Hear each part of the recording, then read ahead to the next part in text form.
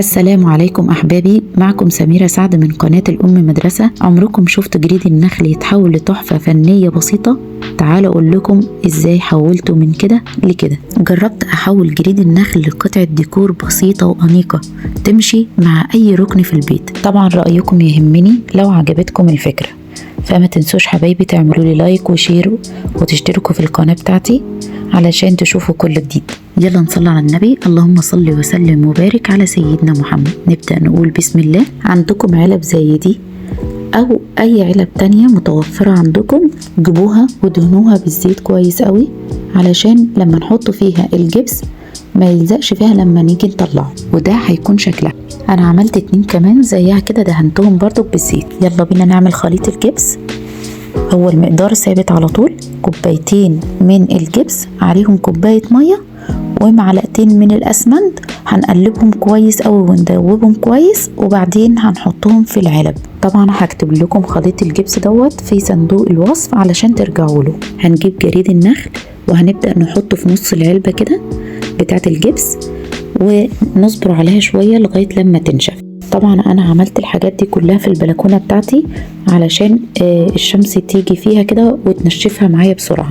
طبعا يفضل ان احنا نسيبها يوم او 2 لغاية لما تنشف خالص. جبتها من بره كده، فرشت على الرخامة بتاعتي مشمع وبدأت افكها بشويش خالص علشان تطلع معايا، وطلعت معايا بكل سهولة. فكيت الاتنين التانيين كمان. شكلها جميل جدا، هي مش محتاجة حاجة تانية، بس احنا لازم نحط لها لمسة من عندنا كده.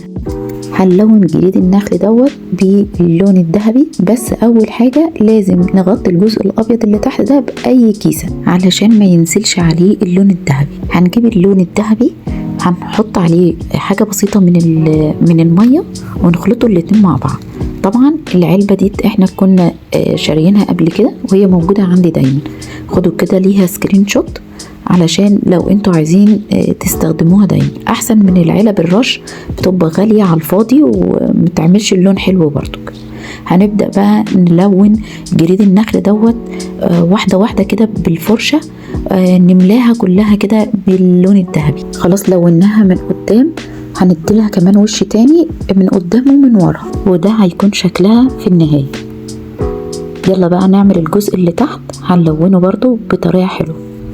ده هندهن بيه الجزء اللي تحت عشان يكون لونه ابيض ناصع وكمان يسد الفراغات اللي موجودة في الجبس. هناخد منه 2 ل 3 معالق كده ونحط عليهم نسبة قليلة من المية، نقلبه كويس قوي لغاية لما يكون زي البوية كده، لا خفيف قوي ولا تقيل قوي. نبدأ نستخدم الفرشة ندهن بيها. لو ما عندناش فرشة نستخدم السفنجة، هتبقى جميلة جدا. نسيبها تنشف ونبدأ نديها وش تاني.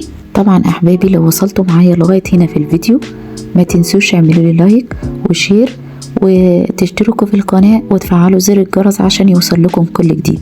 هنجيب الغير الابيض، هناخد منه معلقة ونحط عليهم حاجة بسيطة من المية ونقلبه كويس قوي علشان ندهن بيه الجزء اللي تحت كده علشان يلمع، ونسيبه ينشف خالص. بتبقى حاجة جميلة قوي ان احنا نعمل شكل ديكوري من شغل ايدينا، بتبقى حاجة مفرحة قوي وبنبقى فخورين جدا بنفسنا. بعد ما تنشف خالص بقى نبدأ نجيب السبراي ده ونبدأ نعمل رشة كده. ودي طبعا في حاجة غلطة انا عملتها هنا، المفروض كنت غطيت الجريد النخل ده من فوق، بس مش مشكلة، انا هعيدها تاني، ما فيهاش حاجة باللون الذهبي تاني، وده هيكون منظرها. انا طبعا ما عجبنيش السبراي ده.